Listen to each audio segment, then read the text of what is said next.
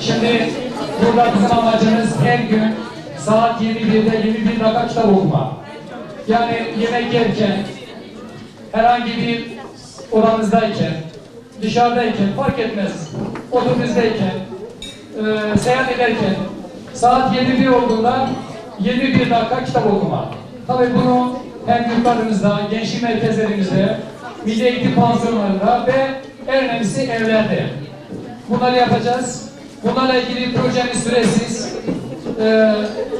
Hedefim şu, 6 ay içinde Bitlis il ve ilçelerinin hepsinde 21'de 21 dakika kitap okumak, her evde okunmasını sağlamak ve şu anda tüm ilçelerimizde aynı anda bu etkinlikler yapılmaya başladı.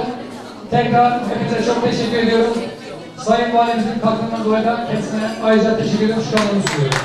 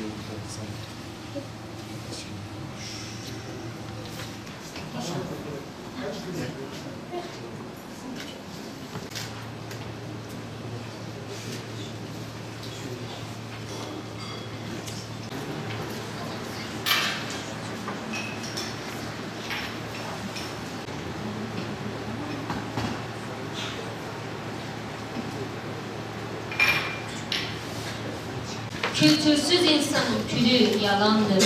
Hükmetse dünyanın her tarafına, arzusu, hedefi, yolu yalandır. Kar suyundan süzen çeşme gül olmaz, gül dikende biter, diken gül olmaz.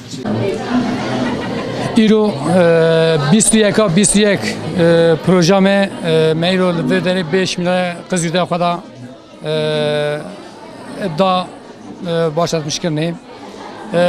برا ام حارو ساعت 21 دا 21 دقیقه امی لمادا پرتغالی خواه وکن امی تلویزیونی خواه بگرن امی پرتغالی خواه بخونن هفت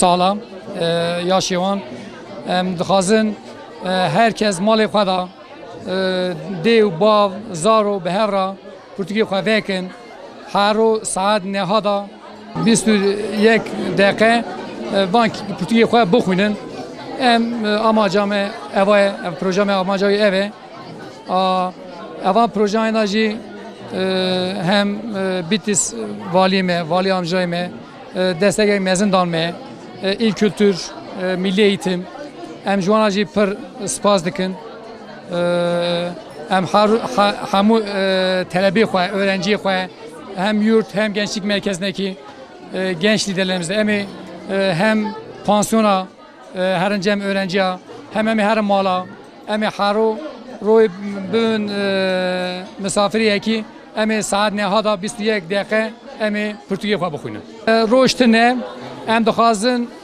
amacam evaya em duyên belki 6 mehada Bitlis ve tüm Erkî da ilçî da herkes mala xwe da saat bu ne herkes televizyonu xwe qapat ke Portugî xwe destê xwe 21 dakika kitap bixwîne.